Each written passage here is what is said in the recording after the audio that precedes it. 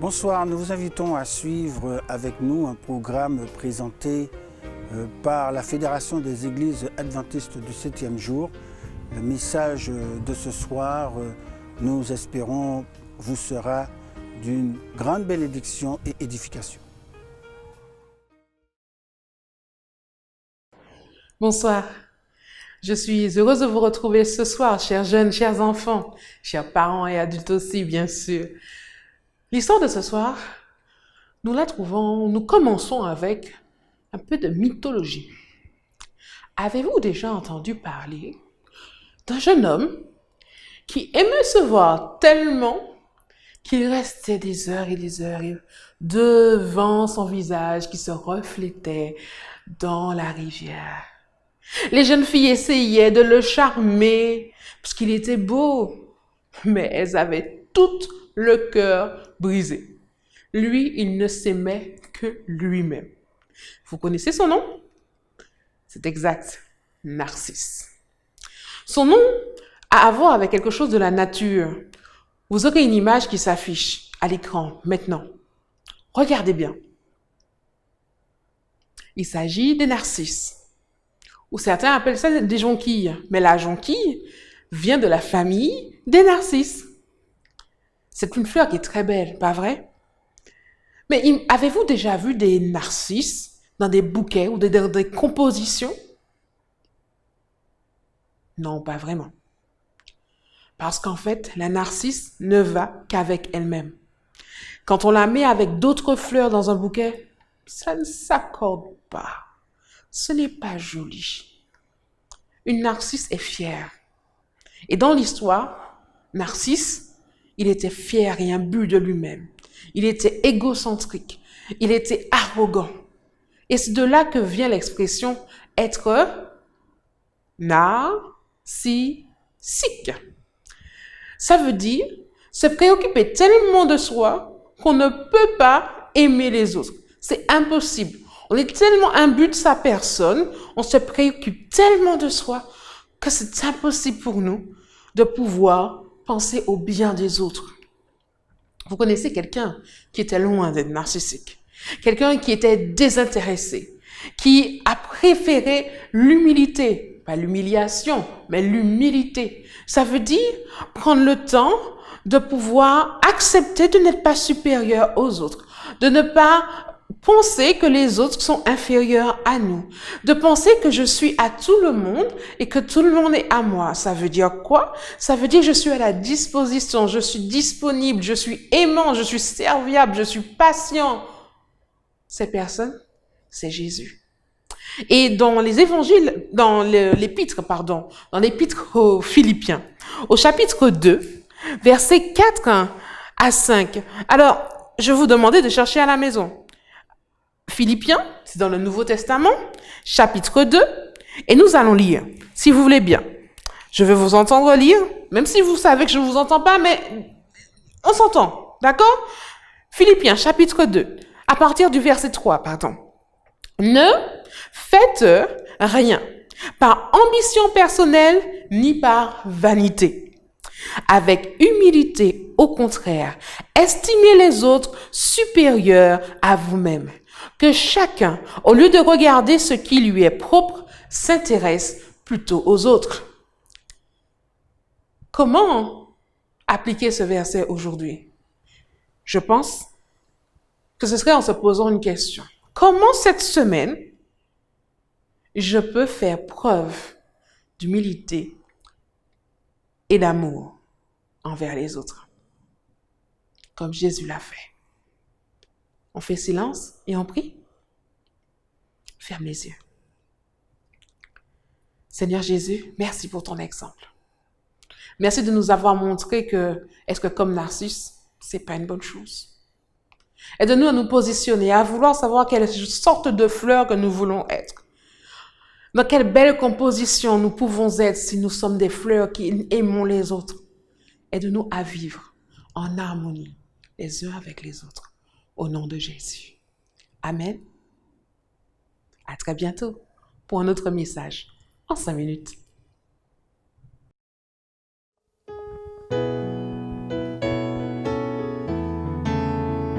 Je ne sais pourquoi dans sa grâce, Jésus m'a tant aimé. Pourquoi par son sang il efface ma dette, mon péché. Mais je sais qu'en j'ai la vie, il m'a sauvé dans son amour. Et gardé par sa main meurtrière, j'attends l'heure de son retour. Je ne sais comment la lumière éclaire tout mon cœur, comment je compris ma misère et reçu mon sauveur. Tous ensemble. Mais je sais qu'en j'ai la vie, il m'a sauvé dans son amour. Et gardé par sa main meurtrière, j'attends l'heure de son retour.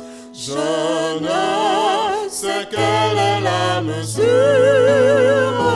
de joie et de douleur que pour ma faible créature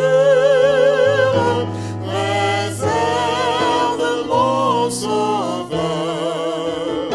Mais je sais qu'en j'ai la vie, il m'a sauvé dans son amour.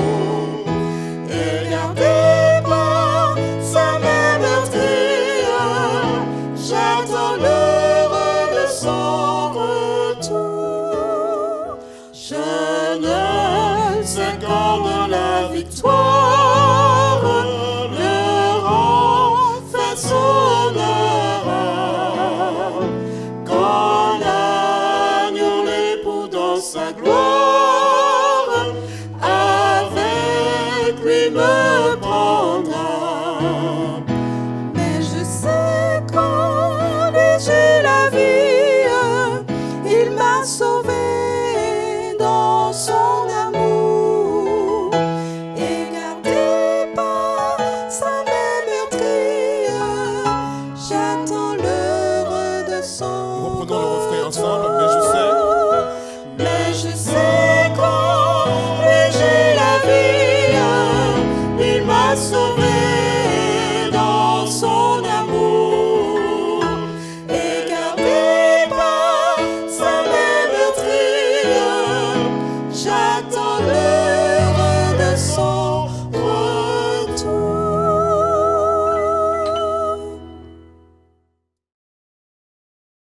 Chers internautes, chers auditeurs, nous sommes très contents de vous retrouver pour une nouvelle méditation. Nous espérons que ces derniers jours qui se sont écoulés ont été des jours où vous avez vu la main de Dieu à l'œuvre en votre faveur. Il est vrai que nous sommes encore confrontés à cette pandémie. Nous observons quand même qu'il y a une réduction du nombre de malades et de décès, et nous voulons remercier Dieu pour cela. Alors que nous sommes encore confrontés à cette pandémie du Covid-19, une autre tragédie est venue alourdir le poids de la souffrance humaine.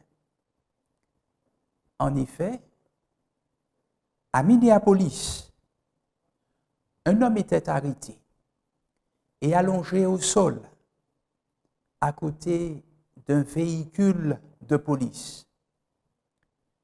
Plusieurs officiers de police tentaient de le neutraliser. Et l'un d'eux, le genou posé sur le cou de cet homme allongé, lui bloquait la respiration. Et l'homme au sol de répéter qu'il ne pouvait plus respirer. L'air lui manquait et il commençait à suffoquer. Pendant 8 bonnes minutes, c'est en vain que l'homme, George Floyd, implorait la clémence de ses officiers. Cet événement fut immortalisé par des passants. Et la diffusion de cette vidéo suscita une vague d'indignation à l'échelle planétaire.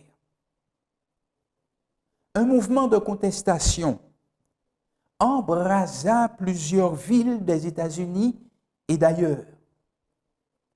Il ne s'agissait pas simplement d'une arrestation ni d'un homicide de plus, mais c'était un homicide de trop. Un représentant de l'ordre de couleur blanche, posant son genou sur le cou d'un homme de couleur noire. Il était question là d'un drame humain, d'un drame ayant lieu sur un territoire où la question des problématiques raciales a toujours été présente, où le racisme semble difficile à déraciner. Et beaucoup ont vu le racisme à travers cet homicide. Quelles que soient les vraies raisons, les raisons véritables de cet homicide, eh bien, nous ne nous habituerons jamais à la perte d'une vie, quelle que soit la couleur de la personne qui décède. En parallèle de cette bavure policière qui continue d'attiser l'indignation et la contestation, il y avait une autre vague de contestation qui s'élevait à nouveau. Une vague se traduisant par la destruction ou encore la mise de côté ou encore le saccage d'un certain nombre de monuments représentant des figures historiques liées à l'époque coloniale ou à l'esclavage. La question se posait donc de savoir s'il fallait mettre à l'honneur des personnes ayant contribué à mettre en place ou à maintenir l'esclavage. S'il fallait laisser en place des statues ou autres symboles d'une époque qui a laissé des cicatrices jusque dans nos gènes mêmes. Je vois, et permettez-moi l'expression, un possible dénominateur commun entre la mort de George Floyd et le saccage de certains symboles dits symboles liés à l'esclavage. Ce dénominateur commun, ce possible dénominateur commun, c'est celui de la condition de l'homme noir. Cette condition est aussi celle de d'autres groupes sociaux. Pourquoi, à travers les ans, il y a eu ce rejet de l'autre? Pourquoi y a-t-il encore ce rejet de l'autre? Pour des raisons diverses et variées. Pourquoi cette difficulté d'acceptation de l'autre, dans sa différence, qu'elle soit pigmentaire, culturelle ou autre?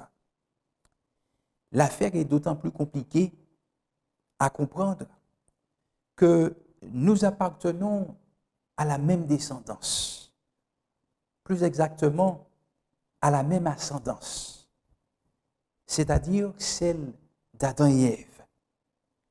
Nous sommes tous frères et sœurs en humanité. Nous avons le même sang qui coule dans nos veines. Alors pourquoi tant de haine et d'exploitation de l'autre? Pourquoi cette tendance à sous-estimer l'autre, à le dévaloriser? Notre philosophie, notre mode de vie, notre caractère ne s'enracine pas dans un code noir. Notre caractère ne s'enracine pas dans des philosophies qui ne tiennent pas compte de la valeur humaine. Mais notre philosophie, notre style de vie, notre manière de voir, de concevoir, s'enracine dans les Saintes Écritures, dans la Sainte Bible. Quelle doit être notre attitude à l'égard de l'autre, de celui qui est différent de nous, de par la couleur de sa peau, ses origines sociales, sa formation académique ou autre? Je voudrais vous inviter ce jour à lire avec moi dans la parole de Dieu, dans le livre de Luc, chapitre 10, versets 25 à 37. Luc, chapitre 10, versets 25 à 37. La parole de Dieu nous dit ceci. Un docteur de la loi se leva et dit à Jésus pour l'éprouver, « Maître, que dois-je faire pour hériter la vie éternelle ?» Jésus lui dit, « Qu'est-il écrit dans la loi? Qui lis-tu » Il répondit, « Tu aimeras le Seigneur, ton Dieu, de tout ton cœur, de toute ton âme, de toute ta force et de toute ta pensée, et ton prochain comme toi-même. » « Tu as bien répondu, lui dit Jésus. Fais cela et tu vivras. » Mais lui, voulant se justifier, dit à Jésus, « Et qui est mon prochain ?» Jésus reprit la parole et dit, « Un homme descendait de Jérusalem à Jéricho. Il tomba au milieu des brigands qui le dépouillèrent, le chargèrent de coups et s'en allèrent, le laissant à demi-mort. Un sacrificateur qui par hasard descendait par le même chemin, ayant vu cet homme, passa outre. Mais un Samaritain qui voyageait était venu là, fut ému de compassion lorsqu'il le vit. Au verset 32, nous lisons aussi qu'un Lévite qui arriva aussi dans ce lieu, l'ayant vu, passa outre. Mais un Samaritain qui voyageait, étant venu là, fut ému de compassion lorsqu'il le vit. Il s'approcha et banda ses plaies, en y versant de l'huile et du vin. Puis il le mit sur sa propre monture, le conduisit à une hôtellerie et prit soin de lui. Le lendemain, il tira 2 deniers, les donna à l'hôte et dit, « Aie soin de lui et de ce que tu dépenseras de plus, et je te rendrai la monnaie à mon retour. » Lequel de ces 3 te semble avoir été le prochain de celui qui était tombé au milieu des brigands? C'est celui qui a exercé la miséricorde envers lui, répondit le docteur de la loi, et Jésus lui dit, « Va, et toi, fais de même. » Cette parabole donnée par Jésus vient à la suite d'une question posée par un juriste, un expert en matière juridique, un docteur de la loi. Et le texte nous dit qu'il va poser cette question à Jésus dans le but de le tester, de l'éprouver. « Maître, que dois-je faire pour hériter la vie éternelle ?» La question aurait pu être posée différemment.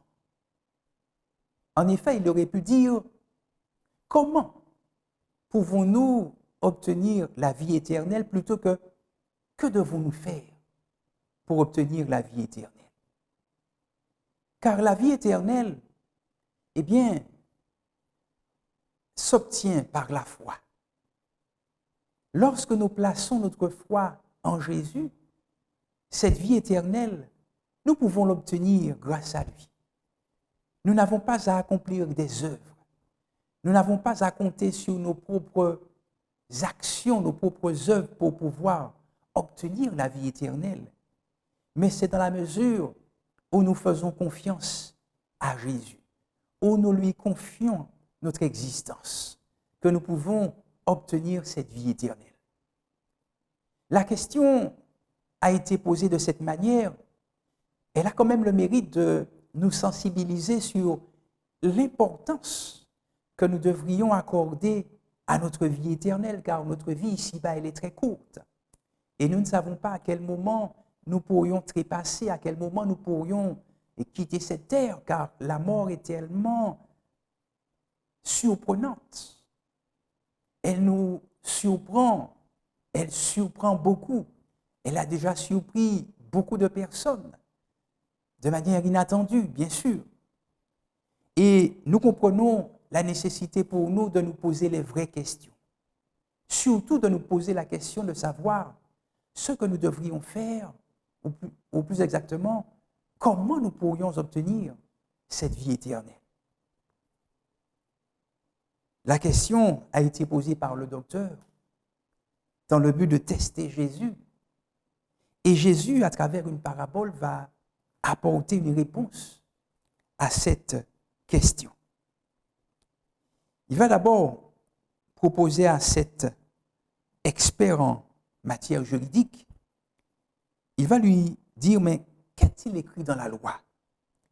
Et cet homme de dire que tu aimeras le Seigneur de tout ton cœur, de toute ton âme, de toute ta force, de toute ta pensée, et tu aimeras aussi ton prochain. Et Jésus de lui dire, c'est bien, tu as bien répondu, c'est ça, c'est tout à fait cela. Ensuite, le texte nous dit que l'homme va chercher à se justifier. Il va dire, mais qui est mon prochain? Quelle est son identité? Et c'est ainsi que Jésus va utiliser cette fameuse parabole. La parabole d'un homme qui descend de Jérusalem à Jéricho. Et là, il va tomber au milieu de brigands. Il va tomber au milieu de ces hommes méchants qui vont le dépouiller, qui vont le charger de coups et vont le laisser à demi-mort. Nous comprenons que sur cette terre, il n'y a pas d'endroit véritablement sûr où que nous allions, quoi que nous fassions. Nous pourrions construire des bunkers, nous pourrions aller nous cacher sous la terre, dans les montagnes, là où nous voulons. Il n'y a pas véritablement d'endroit sûr ici-bas sur cette terre. La violence est quasiment partout. Et cet homme en a fait l'expérience, malheureusement. Alors qu'il se déplaçait pour aller dans une autre partie de la région, il nous a dit qu'il fut attaqué et dépouillé. Et il était à demi-mort. Il était entre la vie et la mort. Et le texte de poursuivre en nous disant que un sacrificateur qui par hasard descendait par le même chemin, ayant vu cet homme, il passa outre. Le mot ici traduit par hasard, dans la langue originale, met l'accent en fait sur l'action providentielle, sur l'action de Dieu, sur les circonstances. Cela signifie que ce n'est pas par le fait de hasard, véritablement, que le sacrificateur ou encore le prêtre s'est retrouvé là, sur ce chemin qu'avait emprunté l'homme blessé. Dieu a pour ainsi dire permis à ce sacrificateur d'aller vers cet homme afin de lui porter secours. Et nous pouvons trouver en cela beaucoup de consolation parce que lorsque nous sommes en difficulté, lorsque nous sommes en problème, parfois même lorsque notre vie est exposée, lorsque nous sommes en danger même de mort, Dieu vient à notre secours. Dieu vient nous soutenir, il vient nous secourir, il vient nous apporter une parole de consolation encore. Il cherche à intervenir pour pouvoir, en accord avec sa volonté, nous extirper de ce problème qui nous menace. Je ne sais pas quelle est la nature de ce problème qui semble vous ôter le souffle, semble vous donner l'impression de n'avoir plus la capacité à pouvoir respirer proprement. Je ne sais pas quel est ce problème qui vous étreint. Mais je sais une chose, c'est que le Dieu qui nous a créés vous voit là où vous êtes. Et il comprend votre situation et il est prêt à vous aider pour peu que vous lui fassiez confiance, pour peu que vous lui demandiez de venir à votre secours et à sa manière, en son temps, il saura intervenir de la meilleure manière qui soit, qui convienne le mieux à votre situation. Et j'imagine cet homme blessé couché là, se demandant d'où lui viendrait le secours.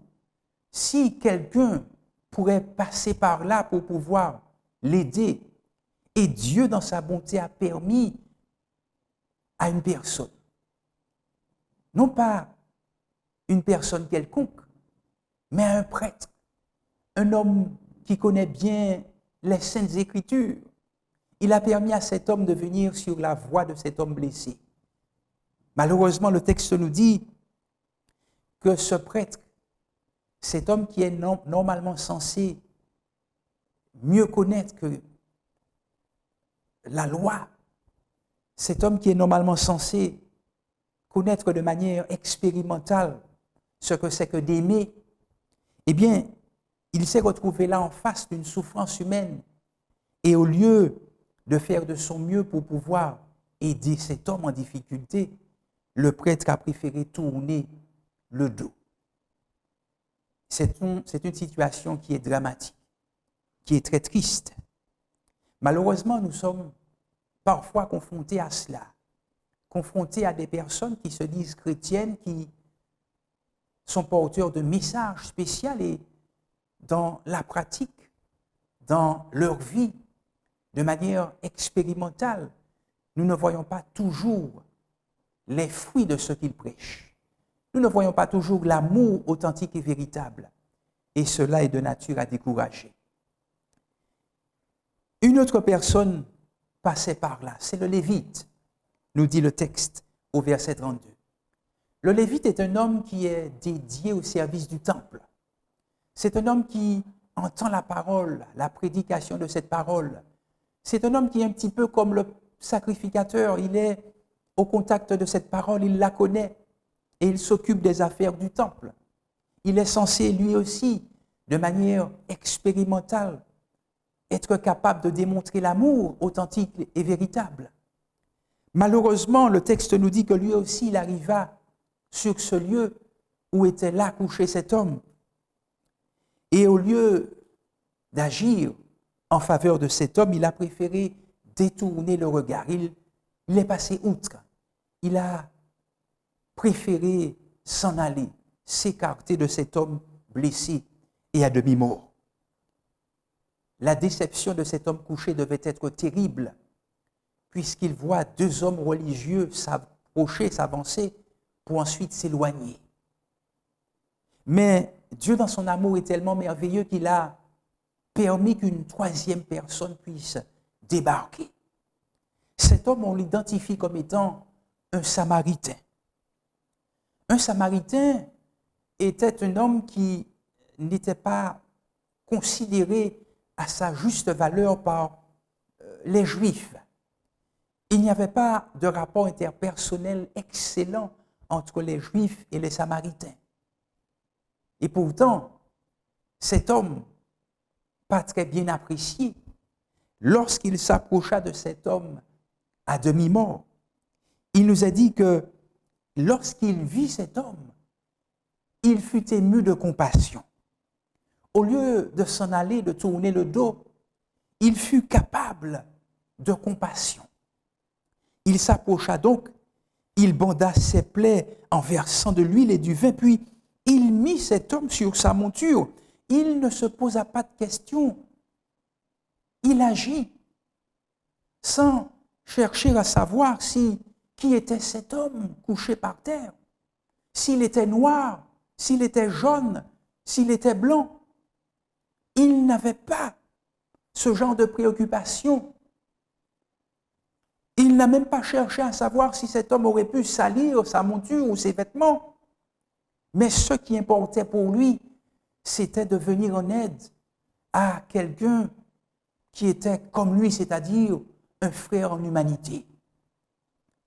Il va conduire cette personne blessée à une hôtellerie. Il va en prendre soin. Ensuite, le lendemain, nous dit la sainte parole de Dieu, il tira 2 deniers et les donna à l'hôte et dit, aie soin de lui et ce que tu dépenseras de plus, je te le rendrai à mon retour. Lequel de ces 3 te semble avoir été le prochain? Demande Jésus. Lequel de ces 3 personnes te semble avoir été le prochain de celui qui était tombé au milieu des brigands? Et la réponse, c'est celui qui a exercé la miséricorde envers lui, répondit le docteur de la loi. Jésus lui dit, va, et toi, fais de même. Notre prochain, c'est toute personne, quelle que soit sa condition sociale, quelle que soit la couleur de sa peau, quel que soit son niveau académique. Notre prochain, ce sont ces personnes que l'on a tendance à dévaloriser par rapport au fait qu'elles soient différentes de nous. Notre prochain, c'est toutes ces personnes qui, dans certaines sociétés, n'ont pas toute leur place. Des personnes qui n'ont pas la place qui leur revient. Notre prochain, bien-aimé, c'est le noir que l'on tabasse. C'est l'asiatique que l'on a parfois tendance à rejeter. C'est toutes ces personnes qui sont victimes de discrimination, de ségrégation.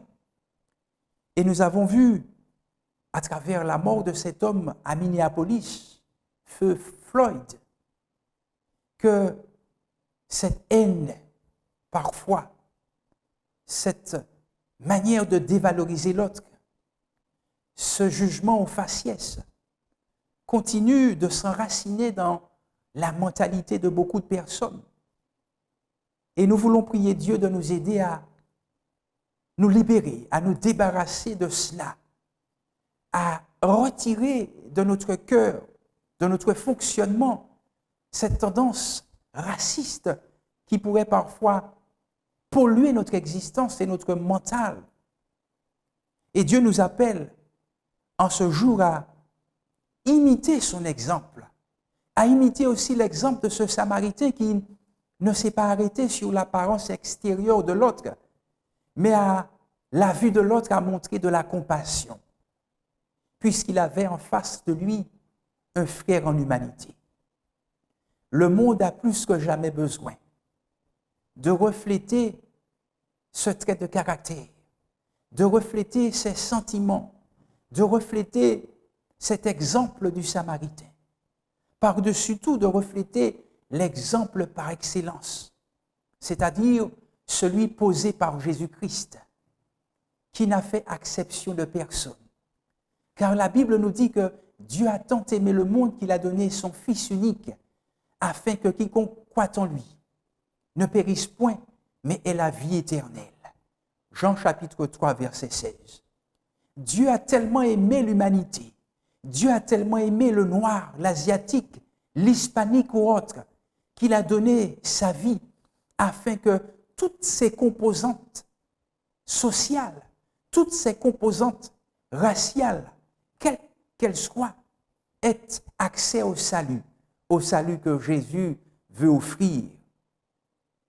Et Jésus nous appelle, à nous qui sommes terriens, à nous aimer les uns les autres, à faire preuve de compassion les uns à l'égard des autres, à pouvoir valoriser l'autre, à pouvoir accorder à l'autre sa juste place dans la société et dans notre cœur. Ce sont ces prières, ces vœux que nous continuons de faire monter à Dieu et que Dieu nous aide à pouvoir, comme le Samaritain, comme Jésus, à aimer l'autre, quelle que soit sa différence. Je voudrais vous inviter à prier Seigneur, nous voulons te remercier pour cette belle parabole qui nous rappelle en ces temps de troubles, en ces temps de perturbation sociale, où le racisme est encore présent dans le cœur de certaines personnes. Nous voulons prier pour que Dieu nous aide à nous aimer les uns les autres, que Dieu nous aide à poser ces actions qui feront taire le racisme, qui nous aideront à mettre de côté toute tendance raciste et que nous puissions permettre à l'amour de Dieu de nous habiter afin de pouvoir le partager avec tous ceux qui nous entourent, quelle que soit leur appartenance sociale, raciale, sociale et autre. Merci Seigneur pour l'amour que tu mets en nous. Nous t'avons prié au nom de Jésus-Christ. Amen. Que Dieu continue de vous bénir.